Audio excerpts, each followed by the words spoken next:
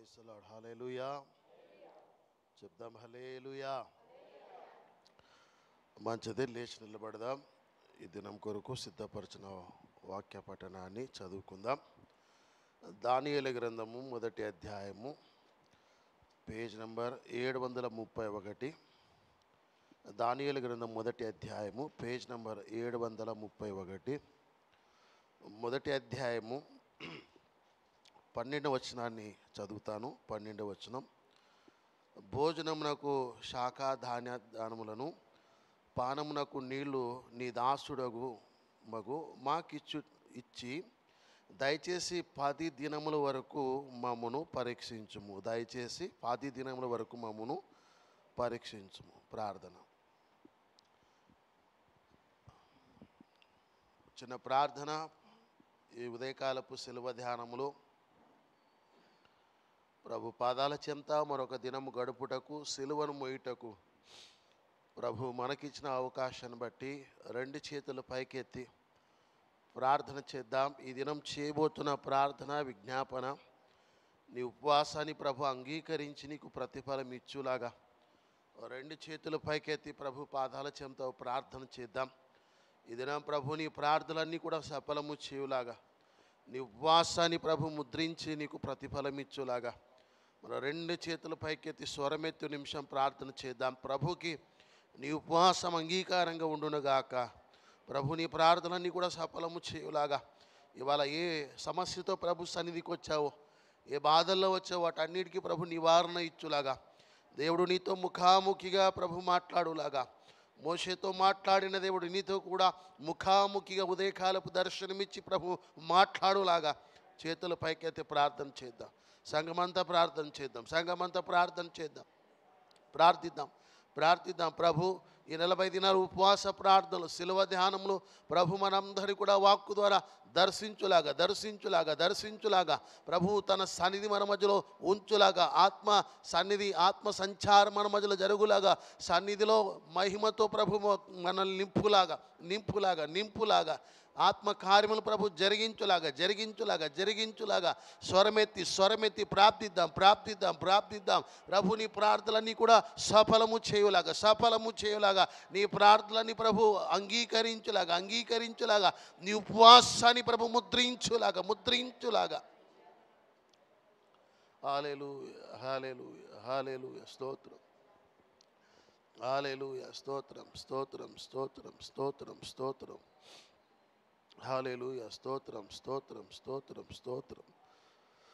హల్లెలూయా. మన ప్రార్థనలు, వ్యక్తిగత ప్రార్థనలు చేసిన ప్రతి ప్రార్థన ప్రభు ఆలకించి అంగీకరించి ప్రభు ప్రతిఫలం అనుగ్రహించునుగాక. 2 చేతుల పైకెత్తి విత్తబడే వాక్యం కొరకు ప్రభు కృతజ్ఞతాస్తుతులు చెల్లిద్దాం.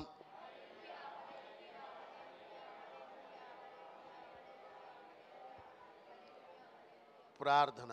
దయగల స్వామి, మీకు స్తోత్రములు ప్రభా, జీవాధిపతి, మీకు మహిమ చెల్లిస్తున్నాం. శిలువ ధ్యానములో మరొక ఉదయకాల ప్రభా, నీ శిలువ చెంత, శిలువను మోసే నైనా ధన్యత మీరు ఇచ్చినందుకు నేను స్తుతిస్తున్నాం ప్రభా. మిగిలిన ఉపవాస దినములన్నీ నీ చేతికి అప్పగిస్తున్నాం ప్రభా. శిలువ ధ్యానంలోనైనా మాతో కూడా మీరు మాట్లాడుతున్నందుకు నేను స్తుతిస్తున్నాం ప్రభా. ఈ దినం కూడా ఒక దివ్యమైన సందేశం ద్వారా మీరు మాట్లాడమని ప్రార్థిస్తున్నాం.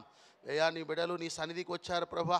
ఏ స్థితిలో వచ్చారో, పరిస్థితిలో వచ్చారో సమస్తం ఎరిగిన దేవుడు నైనా, హృదయాంతరంగాన్ని పరిశీలించే దేవుడు ప్రభా. ఈ దిన బిడ్డలకి ఏదైతే అవసరమో, ఏ మాటలైతే ప్రభా అవసరమో అటు సమయోచితమైన మాటల ద్వారా మాట్లాడి మీ నామానికి మహిమ తెచ్చుకోమని ఈ దినం చేయబోతున్న ప్రార్థనలు, విజ్ఞాపనలు, ఉపవాసాన్ని మీరు ముద్రించి అంగీకారంగా ఉంచి సహాయం చేయమని యేసు నామములో ప్రార్థిస్తున్నాము తండ్రి.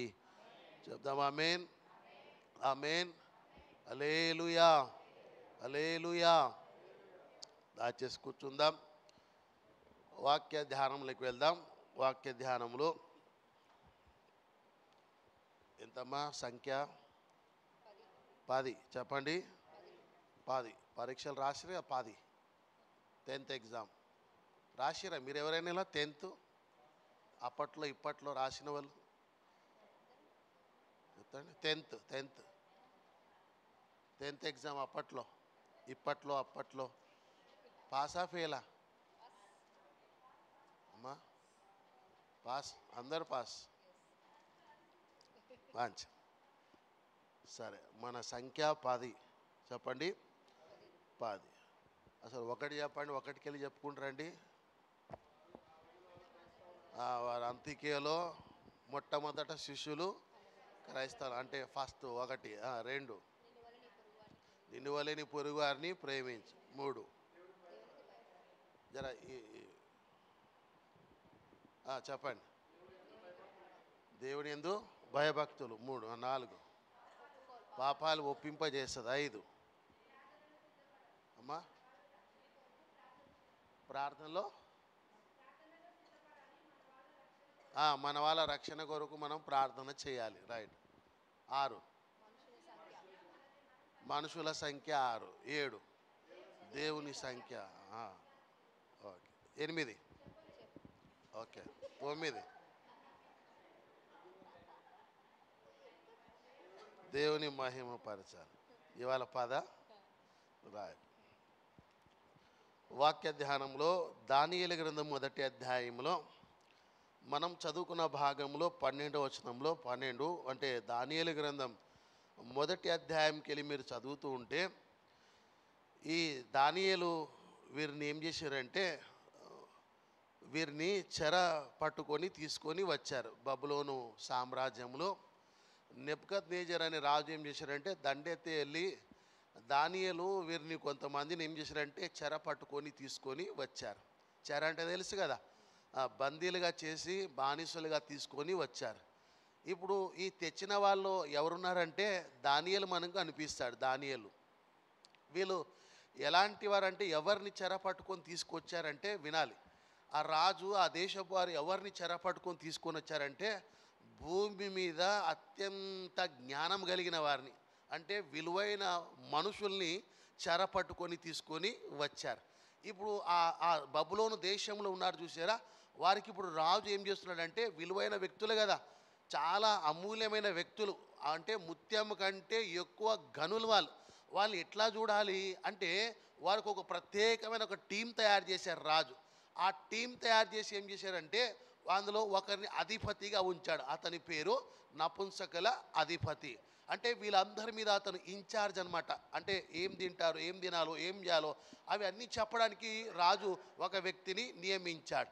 ఇప్పుడు నపుంసకుల అధిపతి ఏం చేశాడంటే వీళ్ళకి పెట్టే ఆహారం ఏ ఆహారం అంటే అది రాజు భుజించే ఆహారం. చెప్పండి, అంటే వీళ్ళేం తక్కువ కాదు, రాజు కంటే ఎక్కువే జ్ఞానం కలిగిన వారు, సర్వం కలిగిన వారు. అందుకే రాజు భుజించే ఆహారం వీళ్ళకి పెట్టడానికి ప్రయత్నం చేస్తే దానియేలు ఏమంటాడో ఆ విషయం మీకు జ్ఞాపకం చేస్తా. దానియేలు ఏం చేశాడంటే ఆ రాజు తినే ఆహారము అర్థమవుతుందా? అప్పుడు 8వ వచనంకి వెళ్ళి చదవండి. 8వ వచనం, రాజు భుజించు భోజనమును పానము చేయు ద్రాక్షారసమును పుచ్చుకొని తన్ను అపవిత్రపరచుకోకూడదని దానియేలు ఉద్దేశించి తాను అపవిత్రుడు కాకున్నట్లు వాటిని పుచ్చుకొనకుండా సెలవిమ్మని నపుంసకుల అధిపతిని వేడుకొనగా దేవుడు నపుంసకుల అధిపతి దృష్టికి దానియేలునకు కృపా కటాక్షములను అనుగ్రహించను గనుక నపుంసకుల అధిపతి దానియేలుతో ఇట్లా నేను మీకు అన్నపానములు నియమించిన రాజుకు నా యజమానునికి నేను భయపడుచున్నాను. మీ ఈడు బాలుర ముఖముల కంటే మీ ముఖములు కృషించినట్లు ఆయనకు కనబడిన ఎడల అట్లయితే మీరు రాజు చేత ప్రాణాపాయము కలుగజేతురు. ఏంటంటే ప్రాణాపాయము కలుగజేతురు. నపుంసకుల అధిపతి దానియేలు హనన్యా మిషాయేలు అజర్యా అను వారి మీద నియమించిన నియమానుకునితో దానియేలు ఇట్లా నేను భోజనముకు శాఖ ధాన్యాదులను పానమునకు నీళ్లను నీ దాసులకు మాకిప్పించి దయచేసి 10 దినముల వరకు మమ్మను పరీక్షించు అని దానియేలు చెప్పిండు. మీకు అర్థమైంది అనుకుంటా. ఇప్పుడు అక్కడ కండిషన్ ఏంటంటే ఆ నపుంసకుల అధిపతి ఏం చేశాడంటే రాజు భుజించే ఆహారము, రాజు తాగే ఆ పానము ఏం చేయాలంటే వీళ్ళకి ఇవ్వడానికి ప్రయత్నం చేశాడు. వీళ్ళేమంటారంటే దానియేలు ఏమంటారంటే రాజు తినే ఆహారం కానీ రాజు తాగే పానము కానీ మేము తీసుకోము. అది తీసుకుంటే మేము ఏమవుతాం? అపవిత్రులు అవుతాం. ఏమవుతాం? ఎట్లా అపవిత్రులైతారంటే ఆ దేశంలోని రాజు నెబుకద్నెజర్ రాజు తినే ప్రతి ఆహారాన్ని ఏం చేస్తారంటే అప్పట్లో దేవతలకు ఏం చేస్తారంటే బలి ఇస్తారు. ఆ బలి ఇచ్చిన ఆహారం ఏం తినం. అర్థమైందా? రాజు తాగే పానం అంటే ఆ ద్రాక్షారసమే కావచ్చు, నీళ్ళే కావచ్చు, మాకు వద్దు అని వీళ్ళు నిరాకరించారు. నిరాకరించి ఏం చెప్పారు తెలుసా? మాకు మాంసం ఇట్లాంటి ఏమొద్దు, ఏం కావాలి, శాకాధాన్యమే కావాలి అని దానియేలు ఏం చేశాడంటే ఒక మనవి చేశాడు. అప్పుడు ఈ నపుంసకుల అధిపతి ఏమంటాడంటే, మీ ముఖం ఏమైతే మీ ముఖం వాడిపోతే, మీరు బరువు తగ్గిపోతే, మీ ముఖంలో కాంతి పోతే రాజు నన్ను చంపేస్తాడు, కాబట్టి నేను అట్లా చేయలేను అని చెప్పినప్పుడు దానియేలు దేవునికి మొర పెట్టాడు.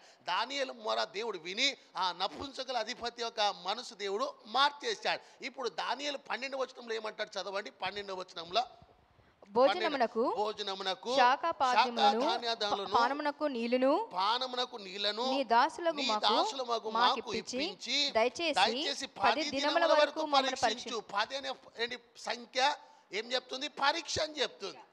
10 అనే సంఖ్య ఏం చెప్తుంది? పరీక్ష. గదే కదా 10th ఎగ్జామ్ అంటారు, 10వ తరగతి పరీక్షలు అంటారు. చూసారా ఎంత టెన్షన్ ఉంటుందండి? 10వ తరగతికి ఎంత టెన్షన్ ఉంటుంది? రాస్తే కదా తెలుసు, రాసిరు కదా. ఎవరికి టెన్షన్ ఉంటుంది? పిల్లల కంటే తల్లిదండ్రులకి ఎక్కువ టెన్షన్ ఉంటుంది. వీళ్ళు రాస్తారో రాయరో దేవుడు ఎరక, కానీ తల్లిదండ్రులకి ఎక్కువ టెన్షన్ ఉంటుంది. ఉండదమ్మా? తీసుకోరా టెన్షన్? తీసుకోరా కదా, తీసుకోలేదా? తీసుకుంటారు. పిల్లల కంటే తల్లిదండ్రులకు ఎక్కువ టెన్షన్. అంటే వీళ్ళు ఫీల్ అవుతారు, మేము ఎగ్జామ్ రాస్తున్నట్టు ఫీల్ అవుతారు, అంత టెన్షన్ ఉంటుంది. ఇప్పుడు దానియేలు ఏమంటాడంటే 10 రోజులు మమ్మల్ని పరీక్షించు అన్నాడు. ఏమన్నాడమ్మా? 10 రోజులు అంటే 10 అనే సంఖ్య ఏం చెప్తుందంటే పరీక్షలు అని చెప్తుంది. మీకు అర్థమవుతుందా? 10 అనే సంఖ్య ఏం చెప్తుందంటే పరీక్షలు అని చెప్తుంది. అంటే మన ఆత్మీయ జీవితంలో మనకు పరీక్షలు ఉంటాయి, పరీక్ష పాస్ అవ్వాలి, పాస్ అవి తీరాల్సిందే. నేను ఫెయిల్ అయితే అంటే ఒప్పుకోడు దేవుడు, ఫెయిల్ అయితే నరకానికి వెళ్ళిపోతావు. నువ్వు పాస్ అవ్వాలి.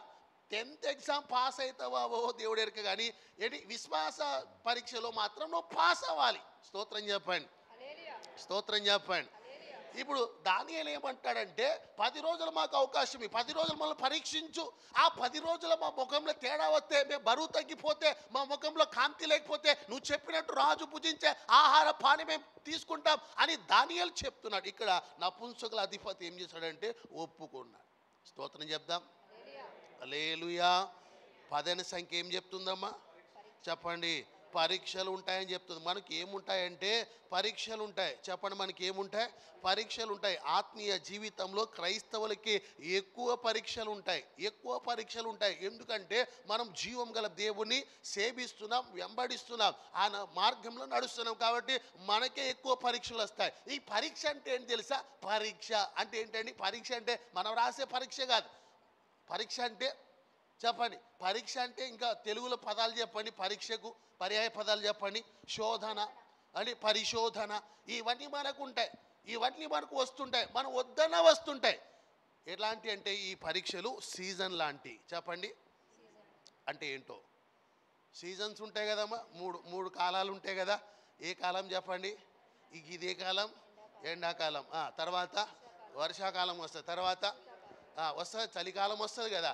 మనం వద్దన్న వస్తాయి కదా అవి. ఇవి కూడా అంతే, మనం వద్దన్న కొన్ని పరీక్షలు మనకు వస్తూనే ఉంటాయి. మనం వద్దు అనుకున్న మనకు పరీక్షలు వస్తూనే ఉంటాయి. సీజన్ లాంటివి వస్తే వెళ్ళిపోతుంటాయి, శాశ్వతంగా అయితే ఉండవు. ఈ వచ్చి వెళ్ళిపోతుంటాయి. అంటే మన భక్తిని పరిశీలిస్తాయి, మన భక్తి జీవితాన్ని పరిశీలిస్తాయి, ఈ మన విశ్వాసాన్ని పరిశీలించి మనకు మార్క్స్ వేసి వెళ్ళిపోతాయి. ఏంటవి?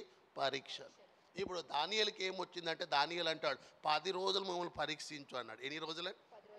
10 రోజులు పరీక్షిస్తేనంట ఇది రాజు తినే భోజనం ఎవరైతే తిన్నారో వాళ్ళకంటే ఎక్కువ ఎట్లా ఉన్నారంటే వీళ్ళు. చెప్పండి ఎట్లా ఉన్నారండి? ముఖం ఇంకా ప్రకాశమానంగా ఉందంట. స్తోత్రం చెప్దాం, స్తోత్రం చెప్దాం. దానియేలు అక్కడ ఏం చెప్తున్నాడంటే రాజు తినే ఆహారం మేము తిని మమ్మల్ని మేము అపవిత్రపరచుకోం. అర్థమవుతుందా? నువ్వు అపవిత్రపరచుకుంటే పరీక్షలో ఫెయిల్ అవుతావు. ఇప్పుడు ఇవాళకి వెళ్ళి 3 రోజులు పరీక్షలు ఉంటాయి. దేనికి? బల్లకి. మనం ఏం చేయాలి? పరీక్షించుకోవాలి. పరీక్షలో పాస్ అవ్వాలి, అప్పుడే బలలో చేయి వేయాలి, లేకపోతే అక్కడ మనకు ఇబ్బంది అవుతుంది. ఈ 3 రోజులు మనం పరీక్షించుకోవాలి. ఈ 3 రోజులు మన ప్రభు సన్నిధిలో నిలబడాలి. బల్ల తీసుకునేదో ప్రభుని అడగాలి, ప్రభు నేను నీకు అంగీకారంగా ఉన్నానా లేదా అని అడగాలి. అప్పుడే దేవుడు మన బల్ల అంగీకరిస్తాడు. నేనేమంటా అంటే మీరు తీసుకునే బల్లను బట్టి మీరు మీ కుటుంబ సభ్యులు ఆశీర్వదింపబడాలి. బల్ల అంటే ఆసామషి కాదు. బల్ల అంటే పవిత్రమైన దేవుని శరీరం, అది దేవుని రక్తం, అది అందులో మీరు పాలిపంపులు పొందుతున్నారంటే నిజంగా మిమ్మల్ని మీరు పరీక్షించుకోవాలి. ఈ 3 రోజుల్లో పరీక్షించుకోవాలి. పరీక్షించి తదునంతరం నువ్వు బలలో చేయవేస్తే నీకు అది దీవెనకరంగా ప్రభు మారుస్తాడు. స్తోత్రం చెప్దాం. దానియేలు ఒకటే చెప్పాడండి. ఏమన్నాడంటే నపుంసకుల అధిపతి ఏమంటాడంటే, రాజు తినే ఆహారం పానీయం మేమైతే తీసుకుంటే మమ్మల్ని మేము అపవిత్రపరుచుకుంటాం, కాబట్టి అది వద్దు, 10 రోజుల్లో పరీక్షించు, మేము వేరే ఆహారం తింటామని చెప్పి.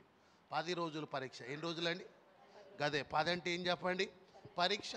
10 అనే సంఖ్య ఏం చెప్తుందంటే పరీక్ష అని చెప్తుంది. బైబిల్ గ్రంథంలో దేవుడు మనల్ని పరిశీలిస్తాడు, పరిశోధిస్తాడు, పరీక్షలు దేవుడు మనల్ని పెడతాడు. ఎట్లా అనేది మీకు చెప్తా, జాగ్రత్తగా వినండి. ఆదికాండం 22వ అధ్యాయంలో, ఆదికాండం 22వ అధ్యాయం చూడండి. మొదటి వచనంకి వెళ్ళి అబ్రహాంని దేవుడు పరీక్షించాడు, పరిశోధించాడు, ఎగ్జామ్స్ దేవుడు పెట్టాడు. ఎవరికి? అబ్రహాంకి. ఎట్లా పెట్టిండంటే వినండి జాగ్రత్తగా. అబ్రహాంకు 100 ఏండ్లండి. ఎంత? నన్ను చూడండి అమ్మా, వీళ్ళు ప్రిపేర్ అవుతారు. అబ్రహాంకి ఎంతండి? 100 ఏళ్ళు. అప్పుడు ఎప్పుడో 70 ఏళ్ళప్పుడు 75 అప్పుడు వాగ్దానం చేశాడు. ఏమని? నీ కుమారుని ఇస్తా, నిన్ను దీవిస్తా, నీళ్ళకెళ్ళి సంతానం ఇస్తా అని చెప్తే 25 సంవత్సరాలు అబ్రహాం నిరీక్షణతో ఉండి ఉండి ఉండి విశ్వాసంతో సాగి 100 ఏళ్ళు వచ్చాక దేవుడు ఇస్సాకుని ఇచ్చాడు. ఎవరిని? ఇచ్చినోడు ఇచ్చినట్టు మరలా అడుగుతాడు దేవుడు, ఇచ్చేసే నాకు అన్నాడు. ఎవరిని? ఇస్సాకుని ఇచ్చాను. కానీ ఇదొక పరీక్ష కదమ్మా, కాదా? పరీక్ష. ఇప్పుడు మీ దగ్గర 10,000 ఉందనుకోండి, ఈ నెల దేవుడు ఇచ్చేయమంటే ఏమంటారు మీరు? పాసా ఫెయిలా? ఫెయిలే. పరీక్షలో పాస్ ఎందుకు అవుతాం? ఉన్నదే 10,000, అది ఎట్లా ఇస్తాం మనం? ఇవ్వలేం, అందుకే ఫెయిల్ అవుతాం. కానీ దేవుడు అడగడు, ఉట్టిగా చెప్తున్నా. ఒక ఆమె 2 కాసులు వేసిందంట. ఏంటండి? మరి గున్నదే 2 వేసింది, మరి ఏం తినాలి ఆమె? గదొక పరీక్ష. పాస్ అయింది ఆమె. ఆమె గురించి వాళ్ళు చెప్పుకుంటాం, మనం పాస్ అయింది కాబట్టి చెప్పుకుంటున్నాం, ఫెయిల్ అయితే చెప్పుకోం మనం. అబ్రహాంకి 100 ఏళ్ళప్పుడు దేవుడు పిలిచాడు. అబ్రహాంని పిలిచి ఏమనంటే 22వ అధ్యాయం మొదటి వచనం చదవండి. ఆ సంగతులు జరిగిన తరువాత దేవుడు అబ్రహామును ఏం చేశాడంటే పరిశోధించాడంటే శోధించాడు, పరీక్షలు పెట్టాడు. ఎట్లా పెట్టాడు ఆ విషయం 2వ వచనంలో రాస్తాడు. ఎట్లా అంటే అబ్రహామును దేవుడు పరీక్ష పెట్టాడు, పరీక్ష ఎగ్జామ్ చేసిండు. ఎట్లా అంటే ఆ విషయం చెప్తాడు అక్కడ, చదవండి. ఎట్లనగా ఆయన అబ్రహామా అని పిలవగా అతడు చిత్తము ప్రభువా అనెను. అప్పుడు ఆయన నీకు ఒక్కడై ఉన్న నీ కుమారుని అనగా నీవు ప్రేమించుచున్న ఇస్సాకును నాకు బలిగా ఇచ్చేసామని అడిగాను. పరీక్షనా కాదమ్మా? చెప్పండి. మీరైతే ఏం చేస్తారు?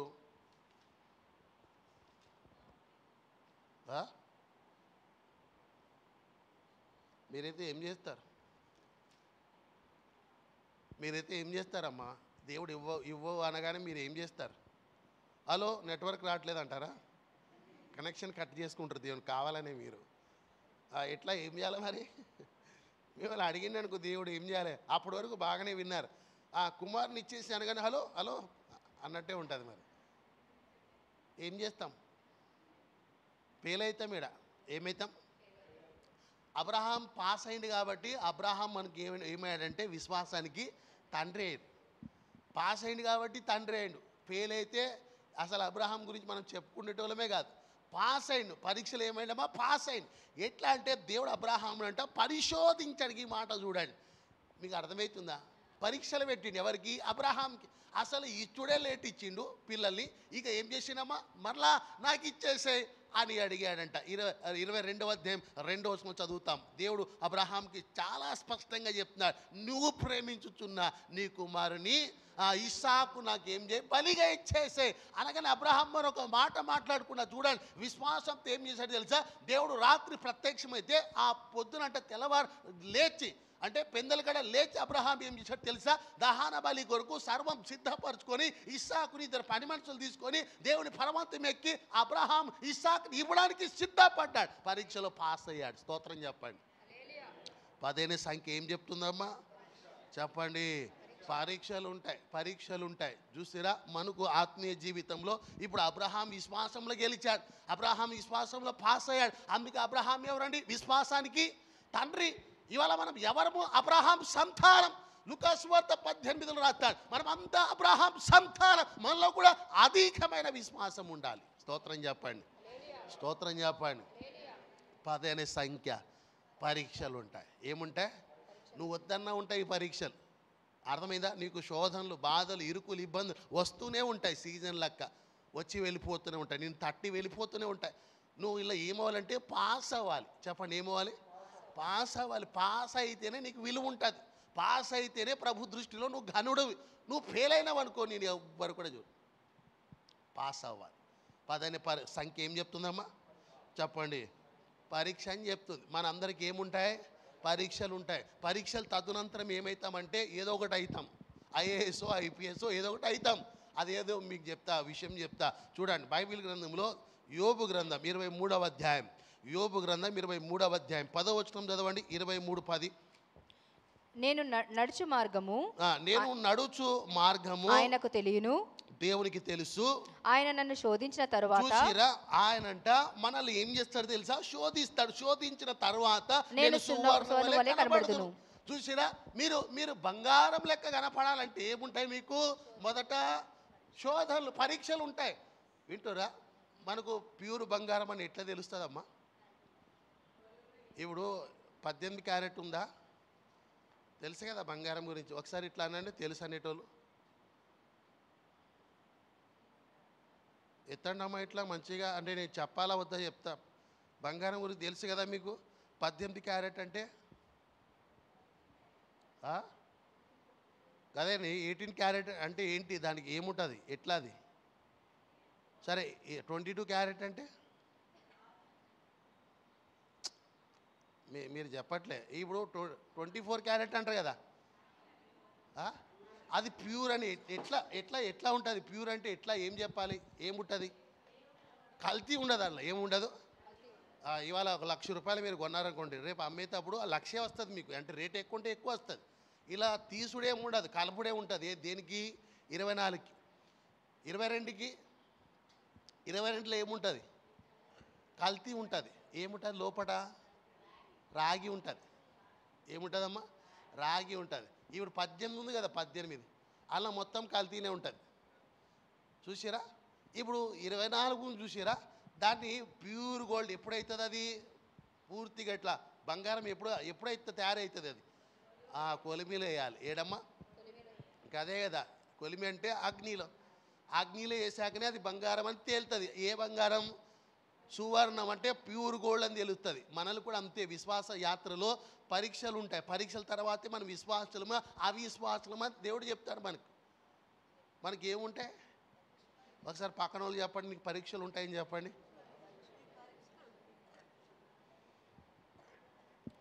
కొంతమంది నేను రాయను కదా అంటుర్రు. మీరు రాసినా రాకపోయినా పరీక్షలు వస్తాయి మీకు. మీరు అటెండ్ కాకపోయినా పరీక్షలు మీకు వస్తూనే ఉంటాయి. ఎందుకు తెలుసా?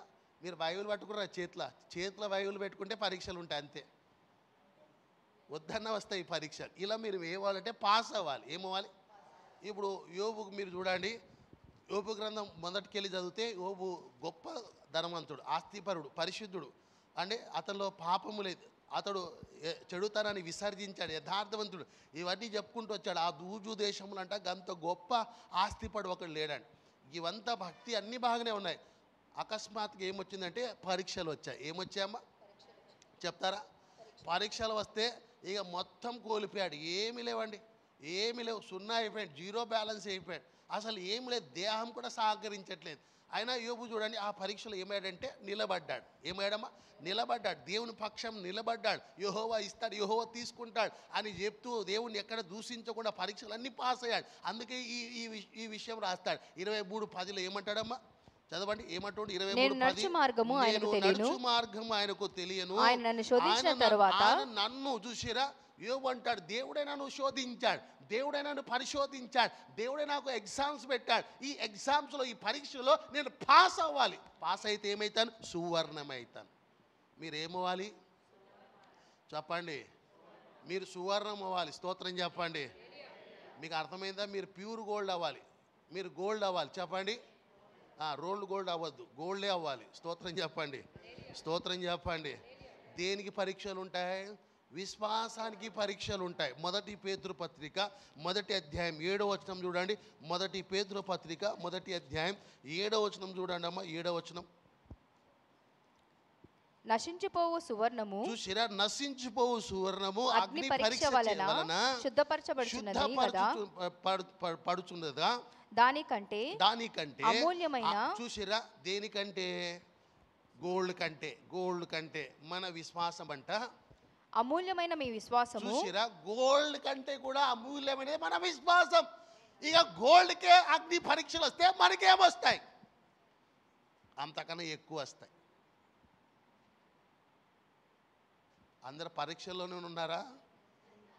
ఉన్నారు. 90% మంది పరీక్షలోనే ఉంటారు. ఎప్పుడు సిద్ధపడి ఉండాలి. ఎప్పుడు ఎగ్జామ్స్ వస్తాయో మనకే తెలియదు. అర్థమవుతుందా? ఎప్పుడు ఏ శోధన ఎక్కడికి వెళ్ళి వచ్చి పడుతుందో మనకు తెలియదు. కానీ అన్నిటికీ మనం సిద్ధపడి ఉండాలి. స్తోత్రం చెప్పండి. స్తోత్రం చెప్పండి. స్తోత్రం చెప్పండి. మీకు అర్థమవుతుందా? మన విశ్వాసానికి ఏమున్నాయమ్మా? పరీక్షలు ఉన్నాయంట. మన విశ్వాసం గురించి ఏమంటాడంటే, ఏమండి, అమూల్యమైన మన విశ్వాసం అన్నట్టు. దేనికంటే? సువర్ణం కంటే, బంగారం కంటే అంట అమూల్యమైనది, ఇంకా విలువైనది ఏంటి? అది మన విశ్వాసం. ఆ విశ్వాసంలో మనం ఏమవ్వాలంటే పాస్ అవ్వాలి. విశ్వాసానికి ఏమున్నాయమ్మా? పరీక్షలు ఉన్నాయి. 10 అనే సంఖ్య ఏం చెప్తుంది? పరీక్షలు అని చెప్తుంది. మనం సిద్ధపడి ఉండాలి. స్తోత్రం చెప్పండి. స్తోత్రం చెప్పండి. స్తోత్రం చెప్పండి. హల్లెలూయా, హల్లెలూయా. యాకోబు పత్రిక మొదటి అధ్యాయంలోకి వద్దాం. యాకోబు పత్రిక మొదటి అధ్యాయము 12వ వచనం చూడండి. 12వ వచనం. యాకోబు భక్తుడు ఏమంటున్నాడంటే, శోధన సహించువాడు ధన్యుడు.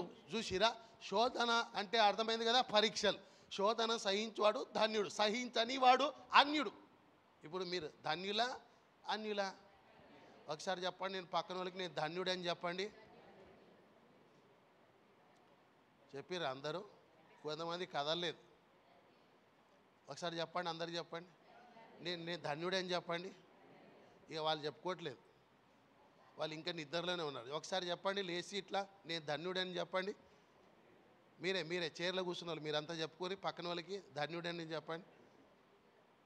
చెప్పిరా? మీరు చెప్పిరమ్మా. ఓకే. మీరు ధన్యులా అన్యులా? ధన్యులు. ఎట్లా అవుతారు మీరు? శోధన ఉంటాయి. ఆ శోధనలో దాన్ని సహించాలి. అబ్రహాం సహించాడు, యోబు గారు సహించారు, యోసేపు సహించాడు. వీళ్ళు ఏమారంటే ధన్యులు. వీళ్ళు ఎవరండి? ధన్యులు. సహించని వాడు అన్యుడు. వాడు అన్యులకి ఈ శోధన, ఈ పరీక్షలు ఇవి తెలియదు. వాళ్ళకి ఇవన్నీ తెలియదు. వీళ్ళు ఏమనుకుంటారంటే, అర్థమైందా? టైం అనుకుంటారు. టైం, సమయం అండి ఇది, అట్లా వచ్చింది. మనకు టైం కాదు ఇది. దేవుడు మనకు ముందే బయలుపరుస్తాడు. స్తోత్రం చెప్దాం. స్తోత్రం చెప్దాం. శోధన సహించువాడు ధన్యుడు, అతడు శోధనకు నిలిచిన వాడే ప్రభు తను ప్రేమించు వారికి వాగ్దానము చేసిన జీవ కిరీటము పొందును. ఈ ఎగ్జామ్స్లో మనం పాస్ అయితే ఏముంటుందంట? మనకు జీవ కిరీటం. చెప్పండి ఎంత హాయిగా ఉందో. అంటే మీకు అర్థమైందా? కిరీటం అర్థమైంది. జీవం అంటే, జీవ కిరీటం అంటే మనకు మరణం ఉండదు. అలాంటి కిరీటంతో దేవుడు అలంకరించి ఎక్కడంట? పైన కూర్చోబెడతాడు. స్తోత్రం చెప్పండి. మరి ఎగ్జామ్ పాస్ అయితే ఇదే మెడల్ మనకి ఇచ్చేది, ఇదే సర్టిఫికేట్ మనకి ఇచ్చేది. ఏదది? జీవ కిరీటం. ఇలా మనం పాస్ అవ్వాలి. స్తోత్రం చెప్పండి. స్తోత్రం చెప్పండి. భూమి మీద లాజర్ పాస్ అయ్యాడు. అదే ధనవంతుడు కాదు, దరిద్రుడైన లాజర్ పాస్ అయ్యాడు. జీవ కిరీటం పెట్టుకొని అబ్రహాం రొమ్మున ఆనుకొని ఉన్నాడు. ధనవంతుడు ఏమయ్యాడమ్మా? ఫెయిల్ అయ్యాడు. వానికి ఏం రాలే? పరీక్షలు రాయలేదు. వాడు ఏం రాయలేదమ్మా? పరీక్షలు రాయలేదు, కానీ సర్టిఫికేట్ కావాలన్నాడు. నడు నరకానికి అన్నాడు దేవుడు. ఏముండాలి మనకు? పరీక్షలు ఉంటే కదా పిల్లోడు ఎంత చదువుతున్నాడో తెలుస్తుంది మనకి. అంతే కదమ్మా. ఇప్పుడు మీ పిల్లలు ఒకే క్లాస్లో ఉన్నారు, మీకు బాగా ఇష్టమవుతుందా? ఇష్టపడతారా మీరు? ఇష్టపడారు. ఏమోవాలి? ఇప్పుడు పరీక్షలు ఉంటాయి కదా, నాకు తెలవక అడుగుతా, పరీక్షలు ఎప్పుడు పెడతారమ్మా? స్టార్టింగ్ పెట్టాలి కదా, స్కూల్ స్టార్టింగ్లో. లాస్ట్లో పెడుతుర్రు. ఎందుకు? ఈలోపు ఏం చదివావు అని చూడడానికి. మనకు కూడా పరీక్షలు లాస్ట్లోనే ఉంటాయి. అంటే ఈ లోపల ఏం భక్తి చేసామో దేవుడు తెలుసుకుంటాడు. మీకు అర్థమవుతుందా? పరీక్షలు మనకు ఉంటాయి. ఏముంటాయమ్మా? పరీక్షలు మనకు ఉంటాయి, ఖచ్చితంగా పరీక్షలు మనకు ఉంటాయి. ఆ పరీక్షలో తేలుతుంది మనం పాసా ఫెయిలా. ఇప్పుడు దానియేలు ఏమయ్యాడమ్మా? పాస్ అయ్యాడు. చెప్పండి చెప్పండి, నువ్వు చెప్పు, నేను కూడా పాస్ అవుతాను చెప్పు. ఆమేన్, స్తోత్రం, హల్లెలూయా. శోధన సహించువాడు ధాన్యుడంట. ఇప్పుడు కొంతమంది ఏమంటారంటే ఉట్టిగా లేవగానే పాస్టర్ గారు నాకే ఎక్కువ శోధనలు వస్తున్నాయండి అంట. అంటే నువ్వు మరి ఏమనాలి? నీకెందుకు ఇస్తాడమ్మా? నీకు దేవునికి ఏమైనా ఉందా? లేదు. చాలామంది ఏమంటారంటే ఇక నాకే వస్తున్నాయండి శోధనలు, మాకే వస్తున్నాయండి అంటే వీళ్ళు వేరే వాళ్ళతో కంపేర్ చేసుకుంటున్నారు, వేరే వాళ్ళతో పోల్చుకుంటారు కాబట్టి వీళ్ళకి అట్లా అనిపిస్తుంది.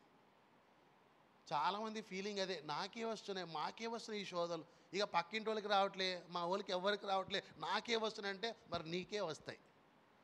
ఎవరికి వస్తాయమ్మా? ఆడే నువ్వు చదువుతున్నావా లేదో తెలుసుకోవడానికి నీకే వస్తాయి.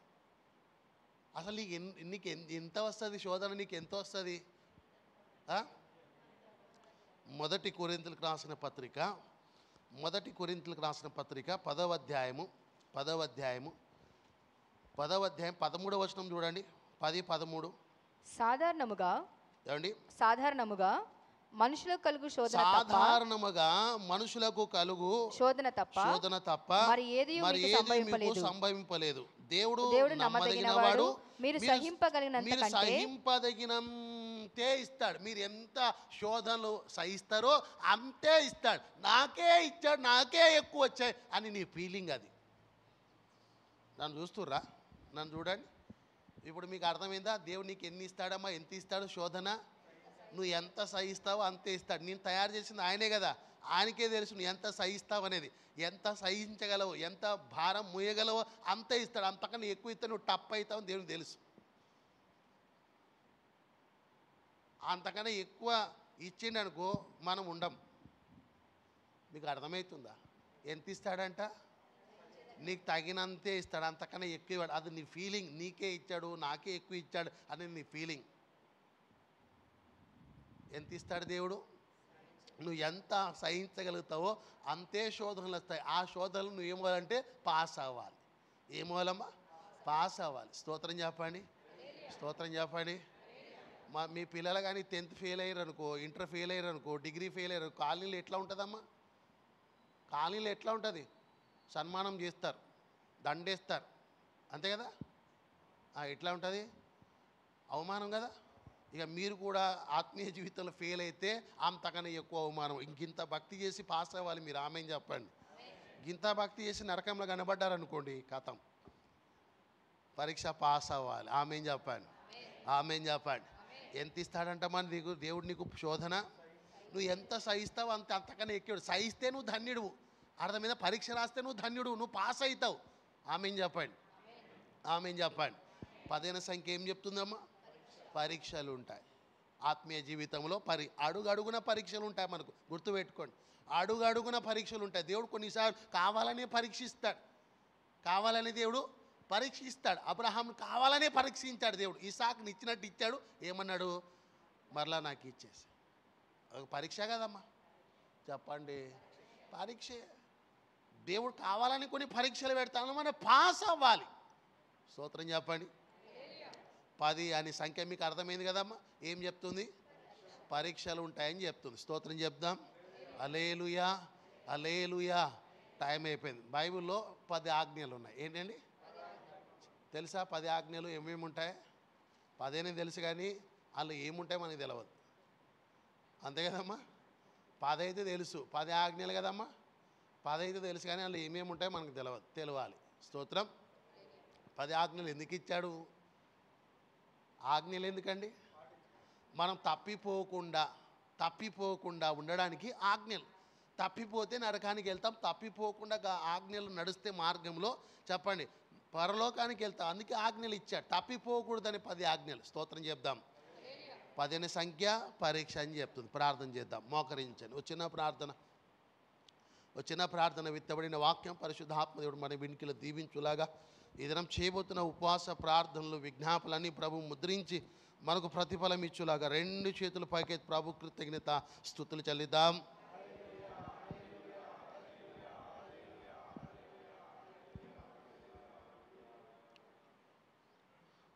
ఆశ్చర్యకరుడా మీకు స్తోత్రాలు తండ్రి. మహోన్నతుడా, జీవాధిపతి, మీకు మహిమ చెల్లిస్తున్న ప్రభా. ఈ శుభవేళ ఉదయకాలపునైనా శిలువ ధ్యానంలో ఉదయకాలపునైనా మరొకసారి నీ పాదాల చెంత గడుపుటకు మీరు చూపిన కృపకే స్తోత్రాలు తండ్రి. గడిచిన 3 మాసాలు మీరు కాచి కాపాడి 4వ మాసంలో ప్రవేశపెట్టేందుకు స్తుతిస్తున్నాం ప్రభా. ఉపవాస దినాల్లో 40 దినాలు శ్రమకాలపు శిలువ ధ్యానంలో మరొక దినం మీరు మాకు అనుగ్రహించి మా ద్వారా మీరు మహిమ కోరుకున్నందుకు మీకు స్తోత్రములు ప్రభా.